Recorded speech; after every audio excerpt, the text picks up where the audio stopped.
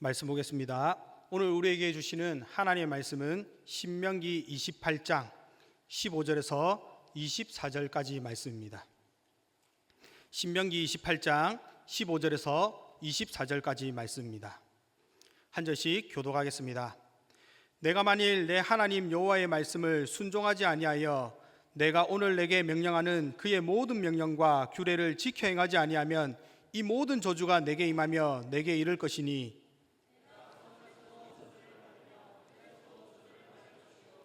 또 내 강주리와 떡반죽 그릇이 저주를 받을 것이요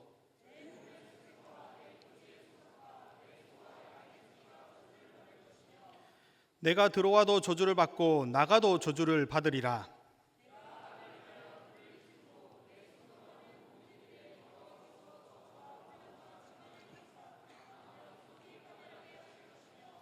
여호와께서 내 몸에 연병이 들게 하사 내가 들어가 차지할 땅에서 마침내 너를 멸하실 것이며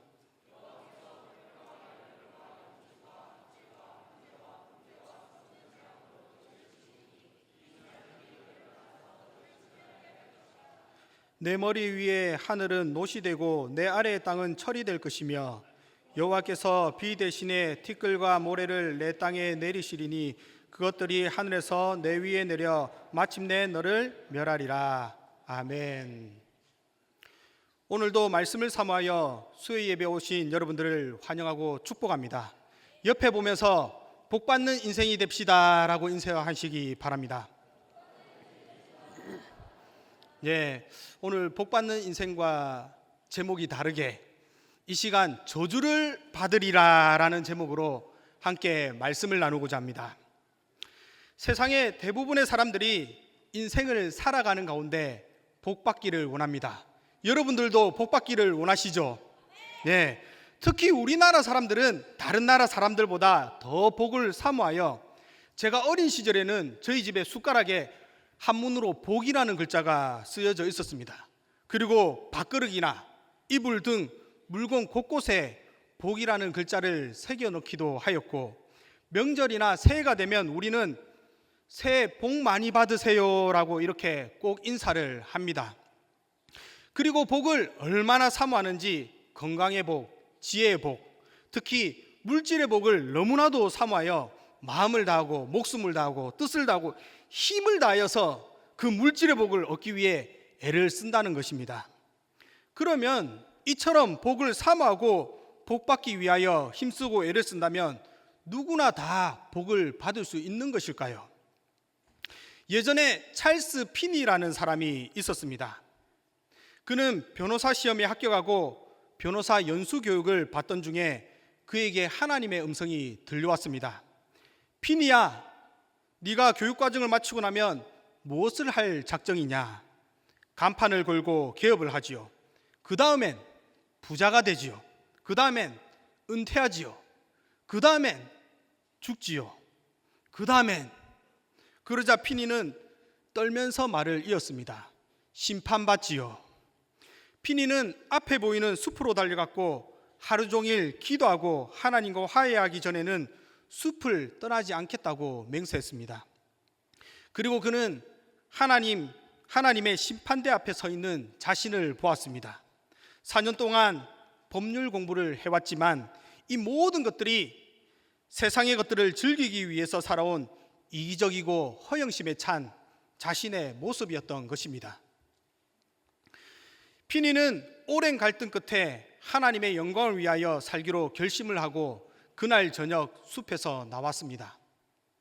그 순간 말할 수 없는 축복이 그의 인생을 채워졌으며 그는 변호사가 아니라 전도사로서 50년이라는 세월 동안 수천 명을 주님께로 인도하였다는 것입니다. 사랑하는 성도 여러분, 오늘날 수많은 사람들이 지극히 개인적인 자신의 욕심을 채우기 위한 삶을 살아가면서도 하나님께 복을 바랍니다. 그러나 우리가 분명히 알아야 할 것은 순종하지 않는 자에게 복이 주어지지 않을 뿐더러 그것으로 그냥 그치는 것이 아니라 그에게 저주가 임한다는 사실을 명심하시기 바랍니다. 오늘 본문 15절 말씀 함께 읽겠습니다. 시작. 내가 만일 내 하나님 여호와의 말씀을 순종하지 아니하여 내가 오늘 내게 명령하는 그의 모든 명령과 규례를 지켜 행하지 아니하면 이 모든 저주가 내게 임하며 내게 이를 것이니. 일반적으로 이스라엘은 하나님의 백성으로서 젖과 꿀이 흐르는 약속의 땅 가나안 땅에 그냥 들어가기만 하면 반드시 복을 받을 것이라고 생각을 하였지만, 본문에서는 그것이 사실이 아니라는 것을 보여주고 있습니다.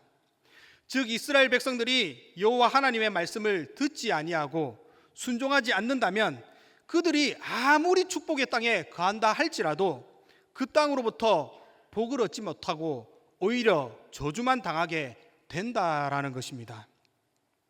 하나님께서는 이스라엘을 택하시고 그들을 약속의 땅 가나안 땅에 살게 하신 목적이 있습니다. 그것은 그들로 하여금 제사장 나라가 되게 하며 도덕적으로 타락하고 우상 숭배하는 저 이방 민족들에게 하나님의 영광을 드러내며 그 뜻을 전파함으로써 이방 민족들을 하나님께로 돌아오게 하기 위함이었다는 것입니다. 그런데 이스라엘이 이러한 하나님의 말씀을 지키지 못하고 그 사명을 감당하지 못하게 된다면 이스라엘은 우상 숭배가 만연해 있는 가나안 땅으로 이끌어내신 하나님의 본래 목적을 상실하게 된다라는 것입니다. 그렇기에 하나님은 이 목적을 위해 이스라엘이 말씀을 지키지 않고 불순종하면 저주를 내리시겠다고 말씀하신 것이며 또한 실제로 그렇게 하셨던 것입니다. 이와 마찬가지로 신약시대에 하나님의 백성인 우리가 말씀을 지켜 행하지 않는다면 하나님의 영광을 불신자들에게 드러내기는커녕 오히려 그들에게 조롱받고 짓밟혀 아무 쓸모도 없게 된 맛을 잃은 소금과 같이 비참한 존재로 전락하고 말 것입니다. 따라서 우리가 하나님의 택하심을 받고 예수 그리스도의 구원 안에 들어와 있는 그 자체도 너무나 중요하지만 그 안에서 우리의 삶이 거룩하여지고 새로워지지 않는다면 결국 우리는 저주받아 멸망당할 수밖에 없다라는 사실을 명심하시기 바랍니다. 본문 말씀에 불순종함으로 주어지는 저주를 보면 순종하는 자에게 임하는 개인적인 복에 대한 조건과 반대되는 조건을 보여주고 있는데, 이 저주라는 단어를 보면 가볍게 여김을 받게 되다, 더 못한 상태로 낮아지게 된다는 뜻을 가지고 있습니다. 그리고 본문에서는 이 저주를 사람처럼 의인화하여 내게 임하며 내게 이를 것이다 라고 말씀하는데, 이는 모든 저주들이 마치 경찰이 죄인을 추격하여 따라잡는 것처럼 이스라엘을 따라잡는다는 것이며, 이러한 저주가 하나님의 대리 심판자로서 그 역할을 하고 있다라는 것입니다. 이처럼 복과 저주는 하나님의 주권으로 말미암은 것으로 말씀을 순종하는 여부에 달려 있는데, 본절에서 나타난 바와 같이 명령과 규례를 지켜 행하지 않는 자에게 주어지는 그 결과에 대하여 살펴봅시다. 16절과 17절 말씀 함께 읽겠습니다. 내가 성읍에서도 저주를 받으며 들에서도 저주를 받을 것이요 또 내 강주리와 떡반죽 그릇이 저주를 받을 것이요. 여기서 성읍과 들이라는 장소가 나옵니다. 이는 삶의 전반적인 모든 범위를 말하는 것으로 집 안에 있든지 집 밖에 나가든지 직장에 가든지 친구를 만나러 가든지 그 어디에 있든지 저주가 삶의 전반에 임함으로 결코 피할 수가 없다라는 것입니다. 그리고 말씀의 불순종함은 우리의 수고를 헛되게 만드는데, 우리의 양식이 될 각종 과일과 곡식을 수확하는 추수 역시 우리가 눈으로 보기에는 그냥 자연의 질서에 따라 저절로 이루어지는 것 같지만 그 자연의 질서를 다스리는 분은 바로 하나님이시기에 말씀에 대한 순종 없이는 그 어떤 조화도 이루어질 수가 없다라는 것입니다.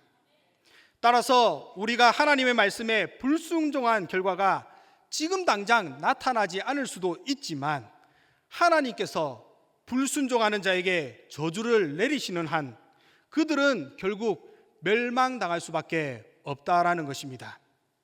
계속해서 말씀에 불순종함에 대한 저주가 나타나고 있는데 18절과 19절에 보면 내 몸의 소생과 내 토지의 소산과 내 소와 양의 새끼가 저주를 받을 것이며 내가 들어와도 저주를 받고 나가도 저주를 받으리라. 여기서 내 몸에라는 말이 나타나는데 이것은 자궁을 의미하며 소생은 열매, 과실을 의미하는 것으로 너의 자궁의 열매라고 번역을 할 수가 있습니다.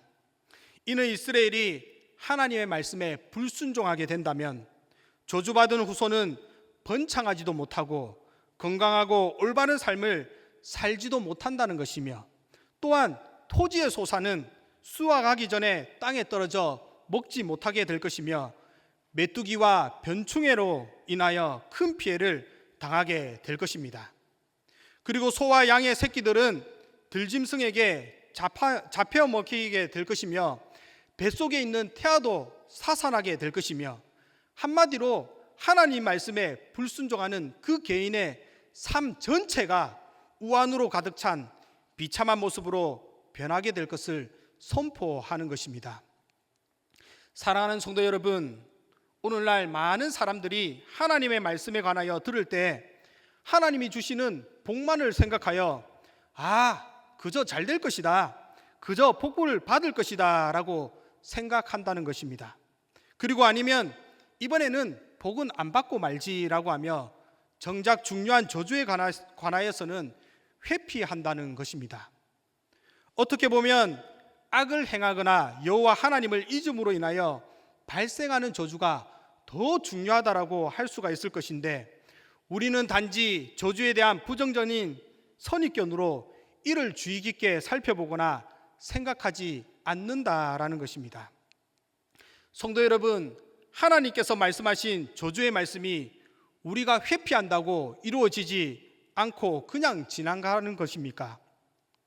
하나님께서 선포하신 말씀은 어떤 상황 속에 놓여 있다 할지라도 1.1핵도 사라지지 않고 반드시 이루어진다는 것입니다. 우리가 이를 생각해 본다면 하나님께서 말씀하신 복뿐만 아니라 저주의 말씀도 복의 말씀 못지않게 주의 깊게 살펴보아야 할 것입니다. 계속해서 불순종하는 자에게 주어지는 저주의 말씀이 나타나는데 20절에 보면 내가 악을 행하여 그를 잊음으로 내 손으로 하는 모든 일에 여호와께서 저주와 혼란과 책망을 내리사 망하며 속히 파멸하게 하실 것이며 하나님의 말씀을 거역하고 언약을 지키지 않는 자에게는 철저한 심판이 내려지게 되는데 그가 악을 행함으로 망하고 속히 파멸하게 될 것이며 또한 하나님의 백성이 하나님을 잊었기에 이러한 저주가 주어진다는 것입니다. 본절에 보면 그를 잊음으로라는 말이 나타납니다. 이는 하나님의 백성이 왜 그토록 죽음에 이르기까지 철저하게 멸망당하게 되는지에 대한 근본적인 이유를 말하는 것입니다. 이를 직역해 보자면 왜냐하면 네가 나를 버리고 떠났기 때문이다 라고 할 수가 있습니다. 이는 한글 성경이 번역한 것보다 더 구체적이고 실제적인 행동을 보여주는데 이스라엘이 삶의 모든 태도에서 하나님을 버렸다는 것, 더 나아가서는 하나님을 배반하고 이방의 우상을 따르는 폐역한 삶의 태도를 가지게 되었다는 것입니다. 성도 여러분, 현재 우리가 행하는 모습들을 한번 생각해 보십시오. 우리는 머리로는 하나님의 말씀을 따라 사는 것이 복받는 삶이라고 생각하지만 정작 실생활에 들어가서는 세상의 가치관을 따라 행하는 삶이 더 복된 삶이라고 생각하기에 그렇게 살지 않는다라는 것입니다. 이러한 잘못된 생각들은 자신뿐만 아니라 우리의 자녀들을 향하여서도 나타내는데 부모는 자녀들을 향하여 믿지 않는 부모들과 같이 공부를 열심히 하면 좋은 성적을 받아 좋은 대학에 갈 수 있고 좋은 대학에 가서 좋은 직장에 취직을 하면 풍요로운 삶, 복받는 삶을 살게 된다라고 합니다. 물론 하나님의 자녀가 공부를 열심히 해서 좋은 대학에 가고 나중에 좋은 직장에 가게 되는 것, 그것을 통하여 하나님께 영광 돌리는 것이 맞습니다. 그리고 그것이 복된 삶인 것입니다. 그런데 문제는 하나님 말씀에 순종함으로 복이 주어지는 것이 아니라 공부를 잘하는 것이, 그리고 그로 인하여 좋은 대학, 좋은 직장에 가게 되는 것을 복으로 생각하여 이를 더 중요시 여김으로 말씀에 불순종하거나 예배를 소홀히 하면서도 복받을 것이라고 생각한다는 것입니다. 오늘날 우리 자신과 우리 자녀들을 보십시오. 무엇을 위해 살고 있습니까? 말로는 하나님의 영광을 말하지만 지극히 개인의 이익과 개인의 만족을 위해 살고 있습니다. 그래서 공부를 위해서도 하나님을 저버릴 수도 있고, 직장과 돈과 명예와 권력을 위해서도 신앙도 저버리는 것이 현실인 것입니다. 그런데 더 심각한 것은 이러한 자신의 모습을 깨닫지 못할 뿐더러 자녀에게도 이러한 잘못된 생각을 전수하고 있다라는 것입니다. 부모는 예배를 빠지고 학원에 가는 것에 대하여 그 누구도 네가 하나님을 저버리면 저주를 받을 것이야, 네가 지금 잘 되는 것 같지만 그것은 잘 되는 것이 아니야, 너는 이렇게 살다가는 연병이 들어. 여러분 연병 아시죠? 이런 연병 이래 하지 않습니까? 그 연병입니다. 연병이 들어 죽고 영원한 멸망에 이를 것이야 라고 말하지 않는다는 것이며, 오히려 세상을 쫓아가면 잘한다, 그래 괜찮다, 그럴 수도 있는 거야 라고 하며 그에게 복이 있을 것이며 형통하게 될 것이라는 거짓을 말하고 있다라는 것입니다. 성도 여러분, 주님은 우리에게 분명히 말씀하십니다. 말씀에 불순종하면 네게 저주가 이를 것이다. 하나님의 말씀을 따라 살지 아니하고 세상의 가치관을 따라 살면 모든 삶 속에서 너는 저주를 받을 것이다. 하나님의 영광이 아닌 자신의 욕심을 쫓아 살면 비 대신에 티끌과 모래를 내어 마침내 너를 멸하실 것이다. 우리는 저주의 말씀이 선포될 때 대부분이 아멘이라고 잘 하지 않습니다. 방금도 여러분 아멘이라고 하시는 분이 거의 없었던 것 같습니다. 하지만 당시 에발산에서 저주의 말씀이 선포될 때 이스라엘의 모든 백성이 하나님의 말씀을 따라 아멘이라고 대답하였다는 것이며, 이는 그들이 믿음으로 살기로 결단하였다는 것입니다. 성도 여러분, 지금 여러분들에게는 이러한 결단이 있습니까? 단지 귀에 듣기 좋은 말에만 아멘이라고 화답하시기를 원하십니까? 우리 한번 이스라엘 백성들처럼 주신 말씀에 큰 소리로 아멘 해봅시다.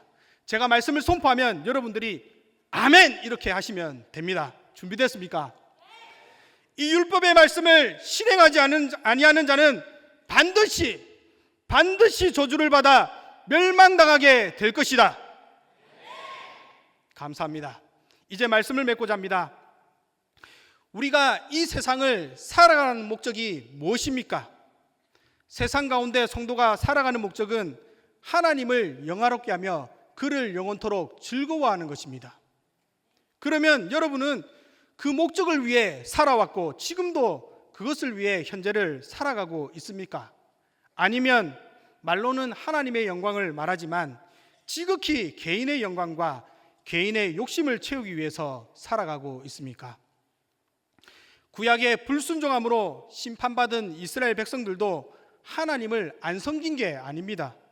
그들은 항상 하나님을 섬기고 있었습니다. 문제는 하나님만 섬긴 것이 아니라 그들의 우상이 되는 세상의 신들도 함께 섬겼다는 것입니다. 사사기에 보면 미가가 자기 마음대로 한 레위인의 제사장으로 세우고 우상을 만들어 섬기면서도 하나님의 복을 기대하는 것을 볼 때 우리는 이를 잘 알 수가 있습니다. 다 같이 사사기 17장 13절 말씀 함께 읽겠습니다. 시작. 이에 미가가 이르되 레위인이 내 제사장이 되었으니 이제 여호와께서 내게 복을 주실 줄을 아노라 하니라. 성도 여러분, 미가의 모습이 마치 우리의 모습과 닮았다는 생각이 들지 않습니까? 미가는 하나님의 제사장이 아닌 내 제사장, 나를 위한 내 제사장이 되었고 여호와께서 내게 복을 주실 것이라고 말하고 있습니다. 우리는 이에 대하여 심각성을 느껴야 합니다. 우리가 하는 이러한 행동은 우리 자신과 우리의 자녀를 살리는 것이 아니라 오히려 멸망의 길로 가게 만드는데 일조를 하고 있다는 사실을 알아야 할 것입니다. 오늘날 하나님께서 우리에게 왜 저주의 말씀을 주시는 것입니까? 우리에게 저주의 말씀을 주시고 그래 네가 말씀을 얼마나 잘 지키는지 한번 두고 보자라는 마음으로 말씀을 어기기만 하면 그냥 팍 바로 심판을 때려버리겠다는 생각으로 주신 것입니까? 아닙니다. 하나님께서 우리에게 저주의 말씀을 주신 것은 우리를 사랑하시기에, 우리를 너무나도 사랑하시기에 주신 것입니다. 우리가 모두 알듯이 하나님은 이미 죄인된 우리를 위하여, 이미 저주받은 인생을 위하여 가장 귀한 독생자들 예수 그리스도를 십자가에 대신 내어주시기까지 사랑해 주셨습니다. 그렇기에 하나님께서 우리에게 저주의 말씀을 주신 것은 우리가 생명의 하나님을 떠나 세상 가운데 죽음을 쫓아 행하지 않게 하기 위해서 주시는 경고의 말씀이며, 이를 들을 때에 내 자신의 잘못된 행동을 돌아보고 저주의 길에서 돌이켜 생명의 길로 행하기 위해 주셨다는 것입니다. 따라서 우리가 오늘 말씀을 들을 때 마음에 찔림을 인하여 마음을 강팍해야 할 것이 아니라 이 말씀을 듣고 하나님께 돌이키는 저와 여러분들이 다 되시기를 바랍니다.